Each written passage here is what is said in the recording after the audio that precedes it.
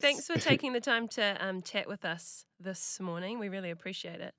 Oh, pleasure. No worries. Thank you. So let's hear about your new album, Truth. It's being released today, I believe, which is pretty exciting. Tell us a little bit about trying to put this thing together in a very crazy time. Yeah, well, look, it sort of predates the craziness of a pandemic, but still, unfortunately, was surrounded by some cloudiness in life anyway. And I think when in years to come, I'll look back on this album and realize it really was a snapshot in time. It took a few years. It's been like the last 3 and a bit years that I've been making this album, and started off on fairly shaky ground, to say the least. Like I was sort of trying to navigate through some tough emotions. I firstly, And so that how does that affect, we're not trying to dig here into any of your personal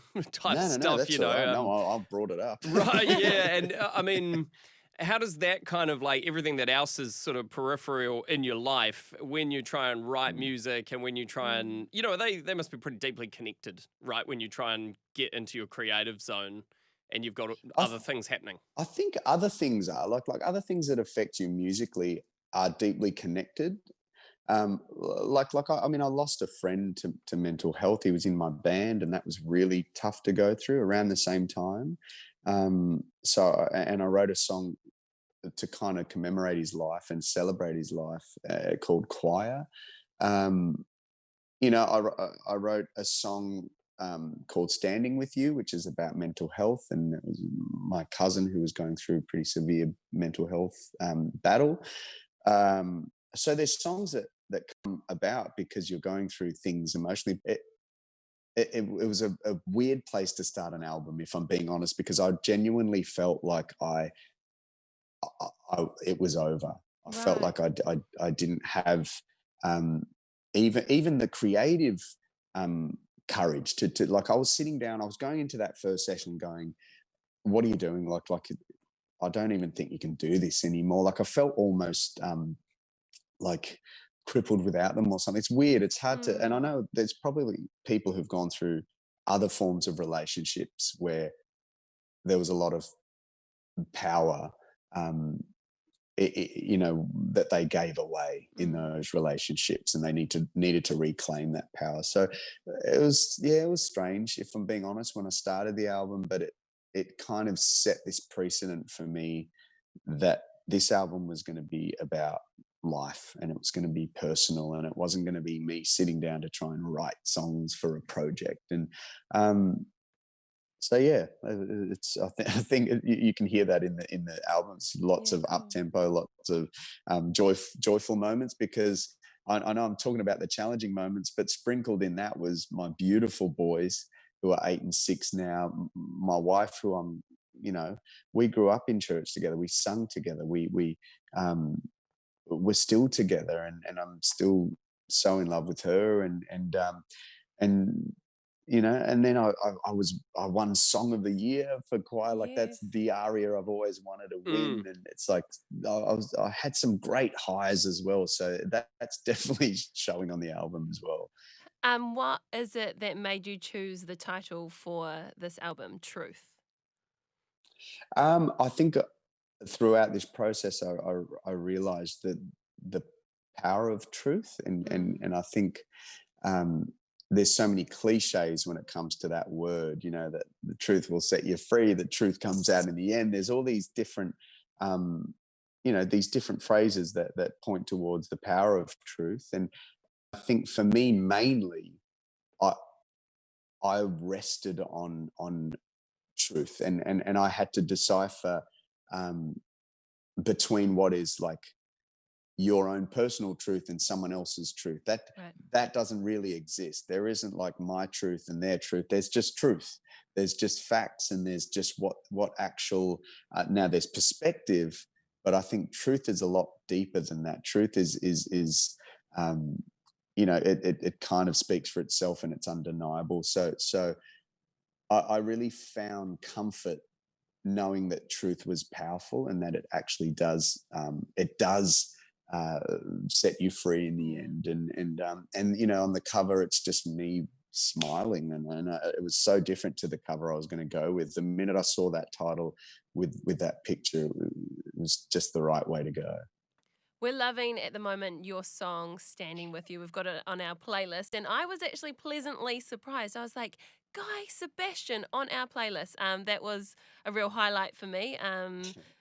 I remember watching you on Australian Idol, winning over not the hearts of Australians, but us Kiwis She's in trying to play New it cool. Zealand. She's trying to play it real cool. You should have seen her earlier this morning. We had your first ever hit single belting out in studio, and Leanna knew all the words, and she had the hand movements. I don't. Did you create your own gestures for the song, or where Just did you what get I those? felt from inside of my that heart freestyling? as Angels Brought Me Here was playing in the studio. I love it. And yeah, it just reminded me of, Australian Idol 2003, I believe. It was a long time ago, Yeah, and man. I'm so lucky, so blessed to be able to still do what I do. And Yeah. look, it was definitely a really great moment for me to know that the Kiwis were so invested in the first season. But then this sort of drought happened for a little while, and I guess we stopped releasing music in New Zealand. I was releasing it in other parts of the world, and I was releasing it obviously in Australia.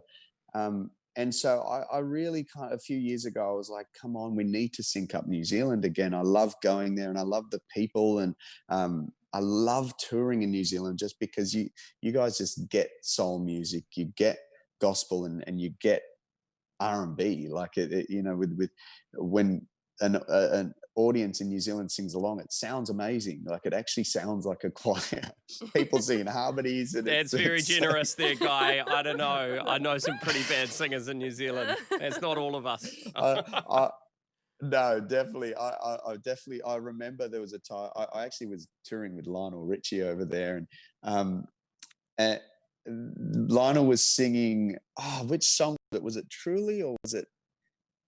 It could have even been Hello.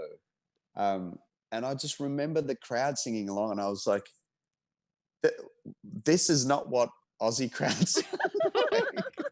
I think there was a lot of Islanders in the crowd singing, Oh, and so people that can actually Yeah, bounce Pacific it Islanders out. do have a natural singing ability, it seems, more so than a exactly. lot of us white people like myself who can't hold a tune to save himself.